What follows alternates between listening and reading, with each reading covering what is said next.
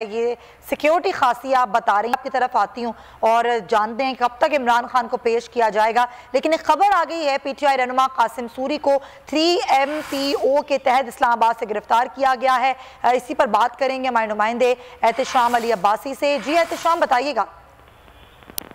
जी, तहरीक इंसाफ के रहनुमाओं की गिरफ्तारी का सिलसिला रुक ना सका। MPO के तहत जो है कासिम सूरी को गिरफ्तार कर लिया गया। कासिम सूरी को इस्लामाबाद से गिरफ्तार किया गया है। इससे कबल जो है शाह मोहम्मद कुरैशी, असद उमर, एजाज चौधरी, मुसरत जमशेद चीमा और इस तरह जो है बेशुमार जो है पाकिस्तान तहरीक इंसाफ के जो लीडर हैं उनको इस्लामाबाद से गिरफ्तार किया गया और जो गिरफ्तार लीडर हैं उन सबको अडयाला जेल मुंतकिल किया गया है और 15 दिन के लिए 3MPO के तहत इनको अडयाला जेल भेज दिया गया है।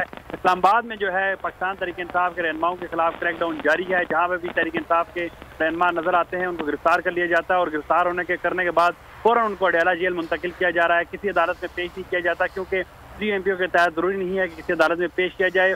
जितने भी रहनुमा अभी तक गिरफ्तार हुए हैं उनको अडयाला जेल मुंतकिल किया जा चुका है। अभी कुछ देर कबल जो है एजाज चौधरी को अडयाला जेल मुंतकिल किया गया था। अब जो इतलात आ रही है, एजाज जो है कासिम सूरी को गिरफ्तार किया गया है और कासिम सूरी को भी पुलिस राय के मुताबिक अडयाला जेल भेजा जाएगा। जी ठीक है, बहुत शुक्रिया एहतशाम अली अब्बासी। अडयाला जेल ही कासिम सूरी को किया जाएगा। इससे पहले फवाद चौधरी को गिरफ्तार किया गया, हमने देखा कि असद उमर को गिरफ्तार किया गया और दीगर जो रहनुमा हैं, अहम कायदीन हैं, अहम लीडरशिप है PTI की, उनको गिरफ्तार किया गया और अब ये बताया